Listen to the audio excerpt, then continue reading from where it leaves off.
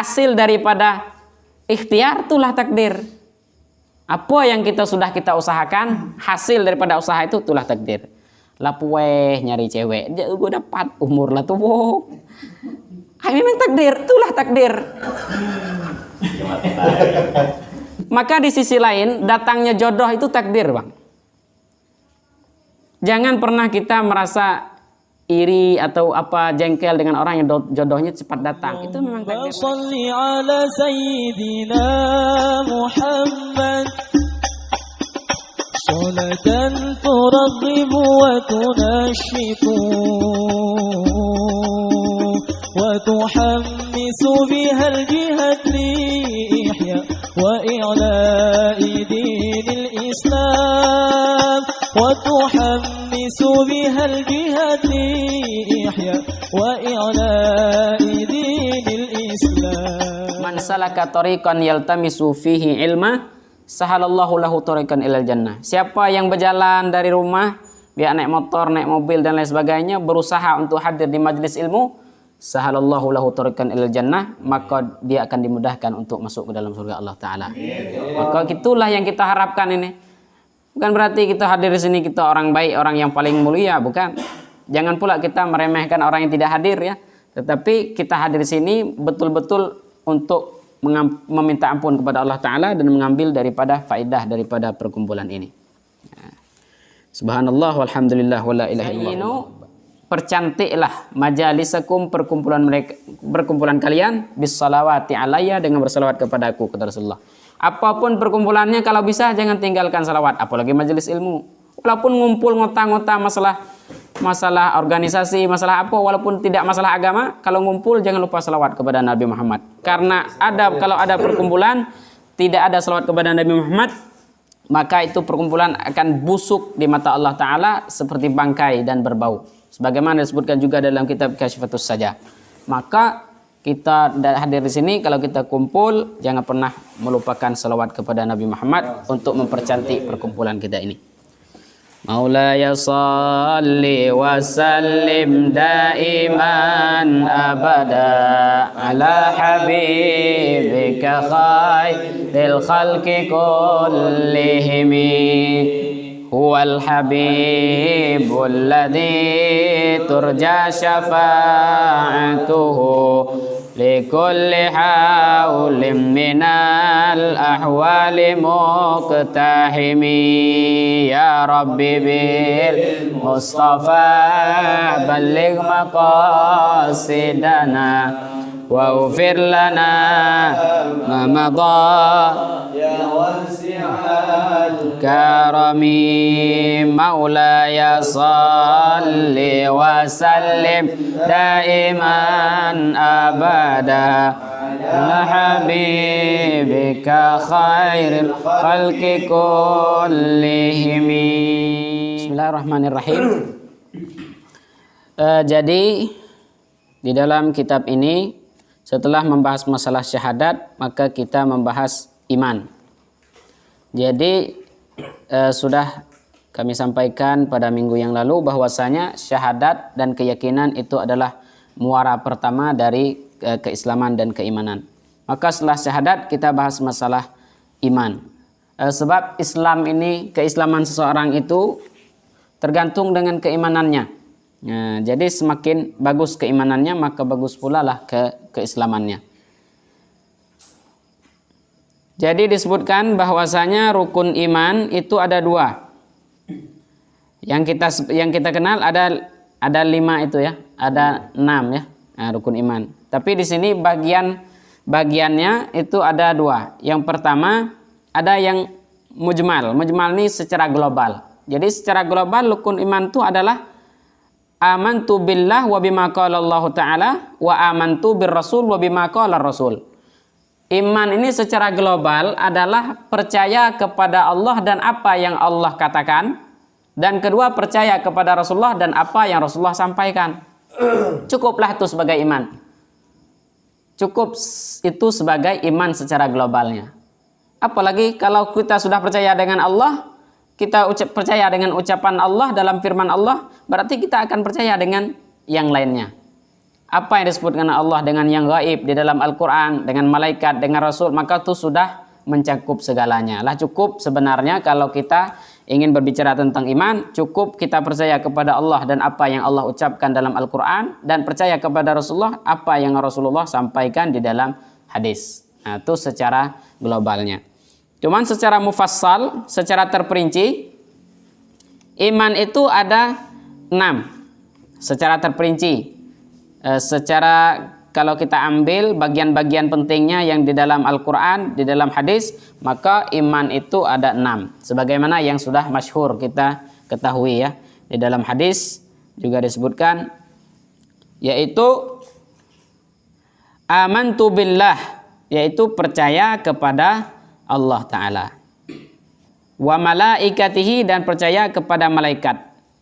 Percaya kepada Allah Ta'ala ini maksudnya adalah kita mempercayai bahwasanya Allah itu maujud. Maka disebutkan Allah Ta'ala az-zatu wujubil wujud. Allah itu adalah zat yang wajib ada.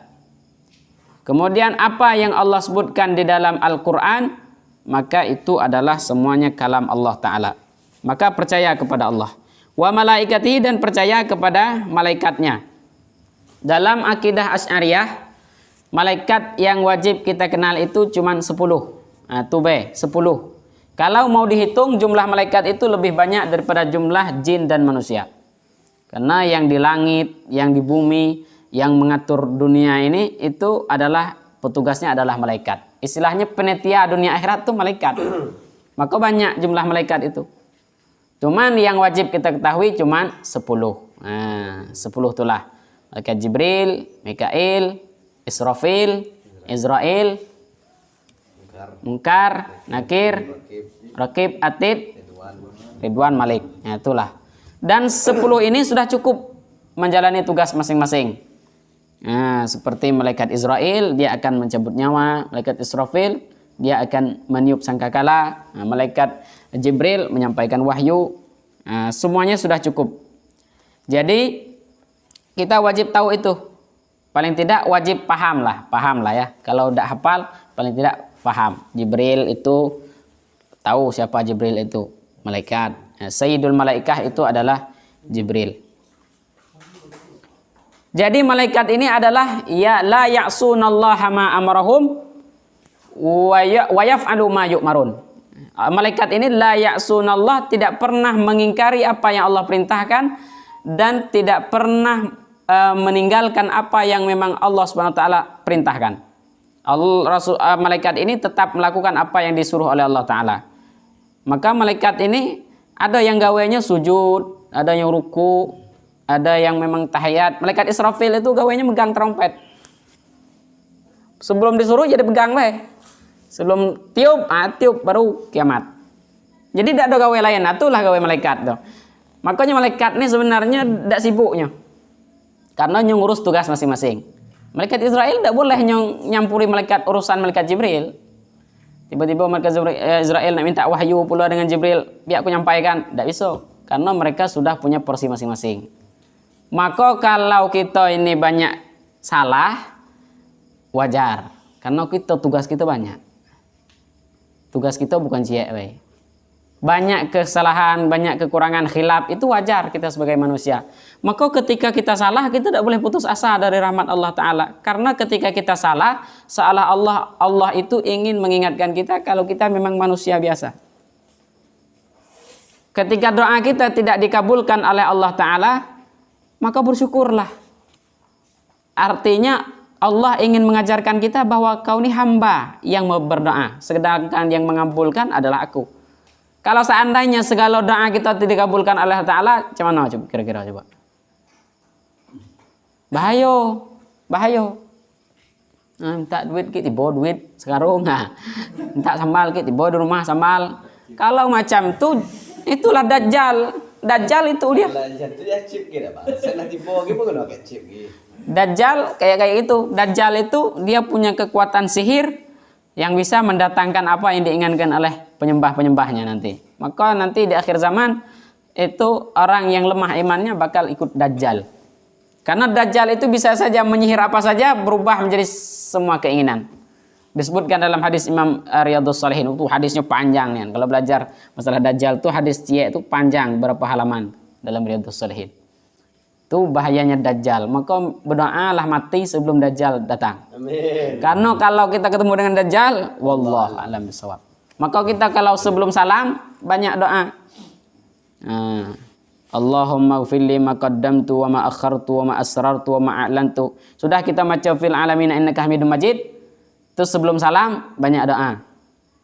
Allahumma ighfirli ma qaddamtu wa ma akhartu wa ma asrartu wa ma a'lantu wa ma asraftu wa ma anta a'lamu bihi minni antal muqaddimu wa antal muakhiru la ilaha illa anta rabbana atina fid dunya hasanah wa fil akhirati hasanah wa qina adzabannar. Allahumma inni a'udzubika min fitnatil mahya wal mamat wa min syarri fitnatil masiihid dajjal. Nah, itu barulah salam ke kanan, assalamualaikum warahmatullah. Itu sunnah sebelum dianjurkan sebelum salam dalam kitab Safinah ya. Dalam Safinah itu ada.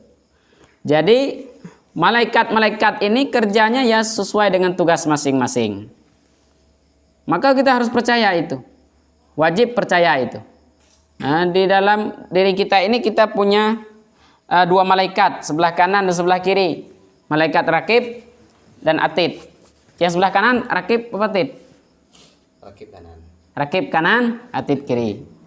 Nama Rakib Atid ini digabungkan namanya dalam Al-Quran Kiraman Katibin. Kiraman Katibin. Disebutkan dalam Al-Quran Inna alaikum lahafizin Kiraman Katibin Ya'lamuna ma taf'alun. Kita ini pada malaikat di 12 sisi, yaitu dia itu tahu semua apa yang kita lakukan. Lebih daripada CCTV. Kecil, besar, semuanya tercatat di dalam catatan mereka. Nah, maka innal abrara lafi na'im. Orang yang dalam hidupnya banyak berbuat baik sehingga catatan Rakib penuh dengan amal baik. Atid kosong. Ini innal abrar. Itu sebut dengan abrar. Ahli kebaikan itu al-abrar. Innal abrara lafi na'im. Orang yang selama hidupnya catatan buku, catatan baiknya penuh, maka dia akan dikembalikan kepada na'im, tempat yang penuh dengan nikmat. Wa innal fujjara lafi jahim. Sedangkan yang catatan jeleknya yang penuh, maka tempat kembali mereka adalah jahim. Dalam ayat yang lain disebutkan laqad khalaqnal insana fi ahsani taqwim tsumma radadnahu asfalas safilin. Semua manusia itu akan kembali ke dalam neraka. Kita nih yang hidup di dunia ini jadi manusia, beraktivitas, kemudian mati, balik kita tuh ke neraka. Illallazi na'amanu wa amilus salihati falahum ajrun ghairu mamnun. Kecuali orang yang beriman dan beramal saleh. Maka kita nih sebenarnya abang-abang, kita nih bagaimana caranya kita tuh nyari nikmat dalam taat gitu loh. Kalau nyari nikmat dalam maksiat mudah nian. Aku bisa juga. Tapi nyari nikmat dalam taat nih yang kita cari sebenarnya. Macam mana kita asik dalam ketaatan itu loh. Maka disitulah puncak istiqomah ya di situ. Kita nih kenapa kita tidak istiqomah? Ya karena kita belum temukan kenikmatan itu. Baca Quran tidak nikmat, makanya tidak telok lamu. Memang itu harus kita paksakan terlebih dahulu. Maka beramal soleh ini harus dipaksakan sehingga nanti menjadi kebiasaan. Maka malaikat-malaikat itu yang ditugaskan oleh Allah Ta'ala itu akan terus bekerja tanpa memikirkan hal yang lain. Ada juga malaikat yang disuruh oleh Allah Ta'ala untuk tawaf. Tawaf. Ada juga yang khusus tawaf. Tidak ada kerja lain. Maka kita ini sibuk. Kita sebagai manusia ini sebenarnya kita lebih sibuk daripada malaikat. Karena malaikat urusannya cuma satu. Itulah yang ditugas, yang dikerjanya makan tidak, nafsu tidak. Nah, jadi gampang malaikat. Maka kalau malaikat tidak pernah salah itu wajar. Karena tidak ada nafsu. Kemudian memang tugasnya cuma satu itulah. Kemudian ketiga, percaya kepada kitab wa kutubihi. Artinya percaya kepada segala kitab, kataib. Kitab-kitab yang diturunkan oleh Allah Ta'ala ke muka bumi. Jadi kitab Zabur, kitab Taurat, kitab Injil, kitab Al-Quran. Nah, itulah kitab-kitab yang diturunkan oleh Allah Ta'ala. Jadi kita wajib percaya. Nah, cuman kitab-kitab ini, kitab-kitab sebelum Al-Quran, ada yang sudah dirubah oleh tangan-tangan mereka sendiri. Sehingga yang paling akurat dan yang paling bagus dan tidak diubah sampai sekarang itu hanya Al-Quran. Jadi Al-Quran itu penyempurna daripada kitab-kitab sebelumnya. Maka kalau kita nak selamat, ya kuncinya Al-Quran. Kita ngikuti daripada petunjuk Al-Quran. Disebutkan syahrul Ramadan alladzi unzila fihi Al-Quran hudal linnasi wa bayyinatin minal huda wal furqan. Jadi Al-Quran inilah yang menjadi petunjuk bagi orang-orang yang ingin mendapatkan keselamatan di dunia dan akhirat. Disebutkan juga dalam surah yang lain, fa aina tadhhabun in huwa illa dzikrul lil alamin liman syaa'a minkum ayyastaqim. Kemana kalian mau pergi selain daripada mengikuti arah Al-Quran? Kemana kita nak pergi kalau kita tanpa Al-Quran? Maka tidak selamat. Maka Al-Quran ini kemanapun pergi kita, dalam bagian manapun profesi kita, tetap mengarah kepada mengikuti kepada Al-Quran. Karena in huwa illa dzikrul lil alamin. Quran ini adalah peringatan untuk seluruh alam. Jangan ustadz yang ikut Al-Quran. Orang politik juga harus ikut Al-Quran gitu. Orang yang bekerja Al-Quran. Semuanya harus dengan Al-Quran. Maka dalam aturan fikih tidak ngatur sembahyang baik. Ada fikih siasah, fikih masalah politik, ada fikih muamalah, ada fikih munakahat. Semuanya diatur di dalam aturan fikih tersebut. Maka kitab Al-Quran itu sebagai petunjuk dari Allah Ta'ala. Wa rusulihi. Jadi kitab yang diturunkan 4. 4 itulah yang kita hafal ya. Kalau malaikat 10, kitab 4. Kemudian wa rusulihi dan rasulnya. Nah, rasulnya ini banyak juga. Rasul dan nabi itu banyak. Cuman yang wajib kita percaya, kita hafal, kita ketahui adalah 25 rasul. Mulai daripada Nabi Adam sampailah Nabi Isa sampai kepada Nabi Muhammad sallallahu alaihi wasallam. Nah, itu wajib kita tahu. Cari di lagu-lagu anak-anak itu banyak tuh. Adam, Idris, Nuh, Soleh. Nah, itu lagu-lagunya tuh mudah dihafal. Kemudian wal yaumil akhir, percaya kepada hari akhir. Kita ini sudah diingatkan oleh Allah Ta'ala berita bahwasanya kita akan kembali kepada Allah Ta'ala ketika selesainya ditiup sangkakala kiamat dunia ini. Jadi kiamat itu pasti akan datang. La raiba fi, tidak ada keraguan pada kedatangan hari kiamat. Jadi ini berita, sebenarnya berita inilah yang harus kita takutkan, bahwa berita ini sudah pasti gitu.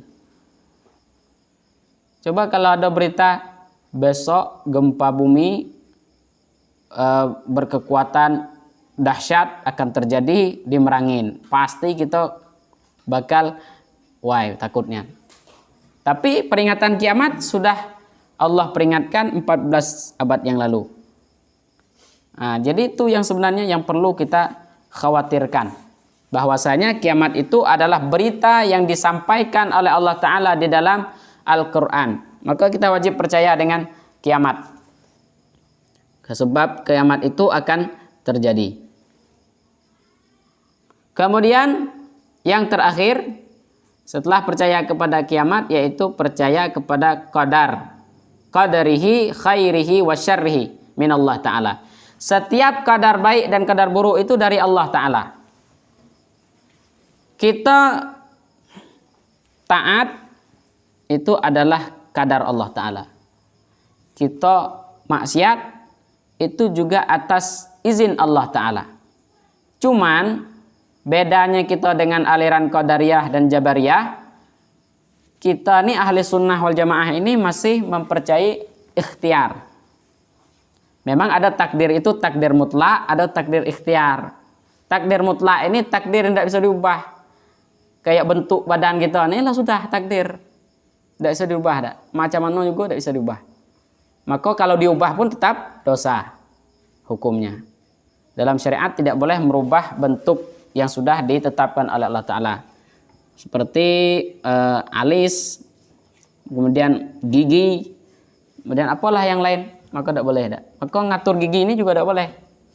Kalau untuk mempercantik tidak boleh.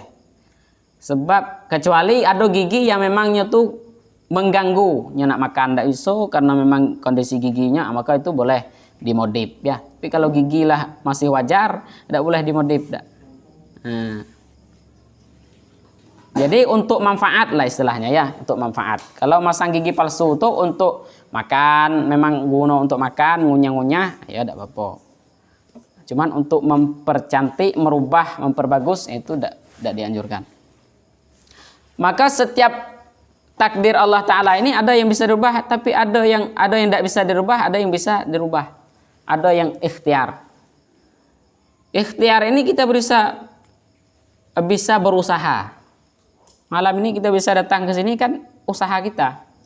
Maka dalam akidah ahli sunnah wal jamaah, takdir itu, yang dimaksud dengan takdir itu adalah hasil setelah usaha. Kalau mau berusaha atau tidak, itu pilihan. Sama dengan ada orang alim, ada orang tidak alim. Itu takdir. Kita di antara kita ini ada yang pintar, ada yang tidak. Itu takdir. Tapi kalau mau belajar atau tidak mau belajar, itu pilihan kita. Nah, jadi hasil daripada ikhtiar itulah takdir. Apa yang sudah kita usahakan, hasil daripada usaha itu itulah takdir. Lapueh nyari cewek, dia gue dapat umur lah tuh. Wow. Memang takdir, itulah takdir. Maka di sisi lain, datangnya jodoh itu takdir, Bang. Jangan pernah kita merasa iri atau jengkel dengan orang yang jodohnya cepat datang. Itu memang takdir mereka gitu. Kecuali ada orang memang nyedak nyari inian, itu memanglah salahnya. Karena tidak menjemput daripada takdir Allah itu. Nah, jadi jodoh itu ya juga kayak itu takdir. Kapan dia datang, itu adalah aturan Allah Ta'ala.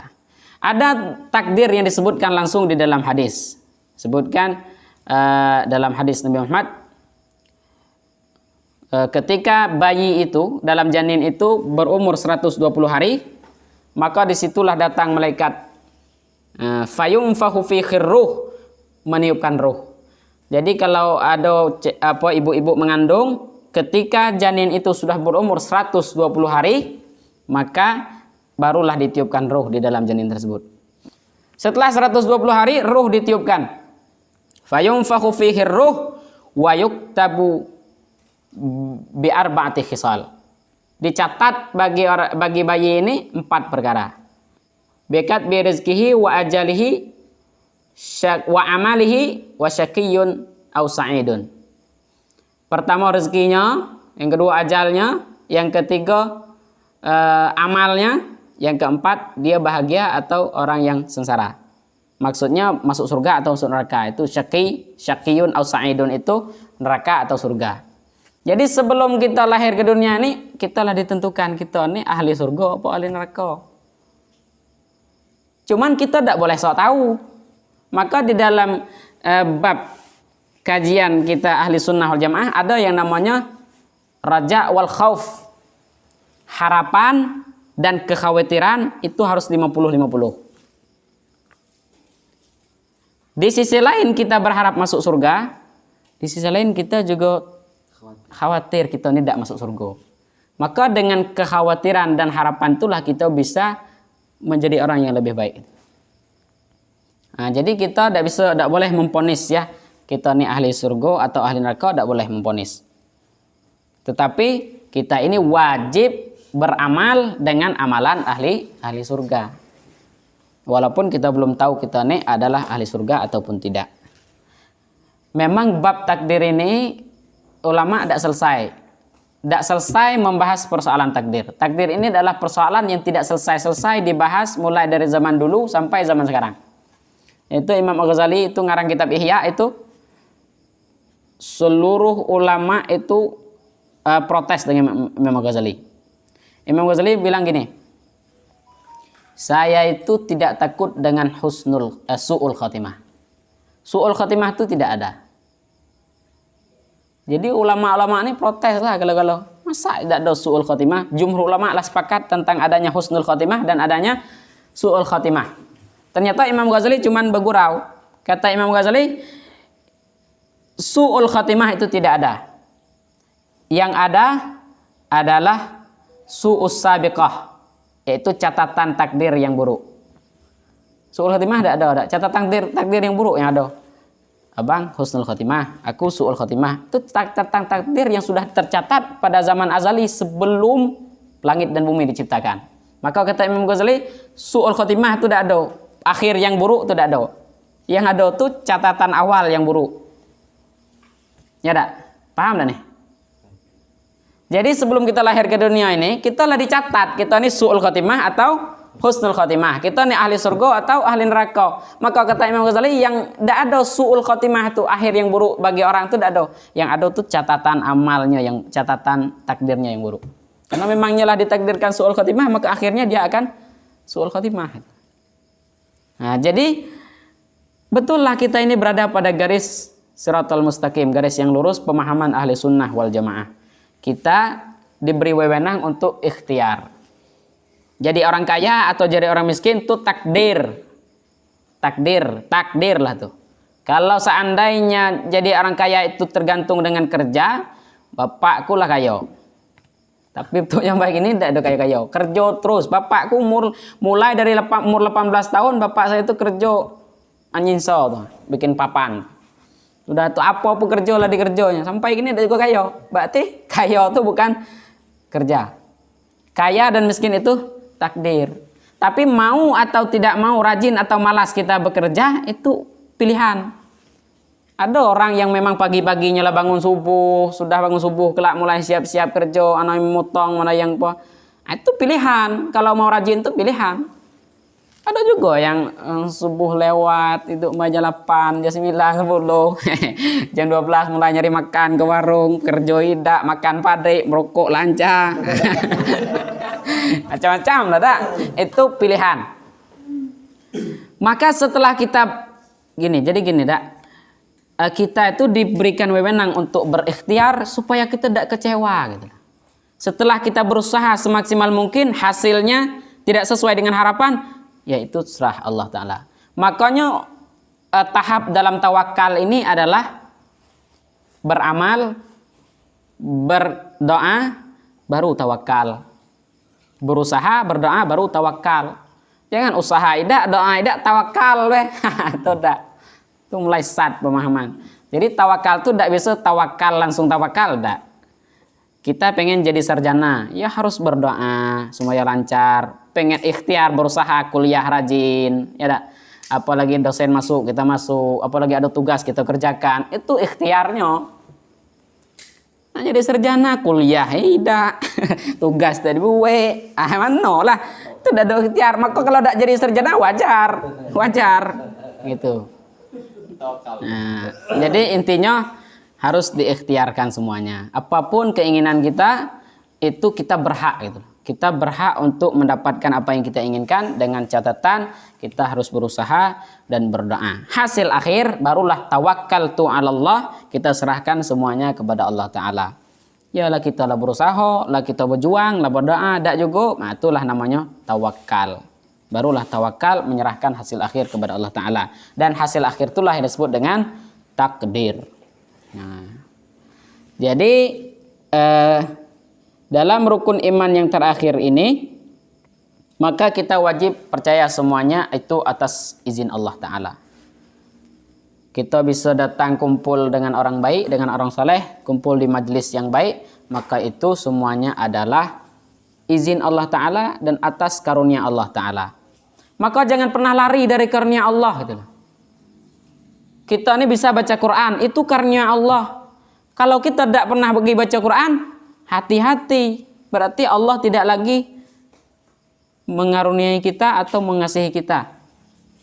Seketika kita taat, maka kita bersyukur dengan taat itu, istiqomahlah dan dengan ketaatan itu. Ketika kita tidak lagi taat, khawatir. Ini adalah bentuk amarah daripada Allah Ta'ala. Maka kita hadir nih, alhamdulillah. Ini Allah sayang kalau dengan kita. Keluar dari majelis ini dosa yang sudah ampuni Allah kalau.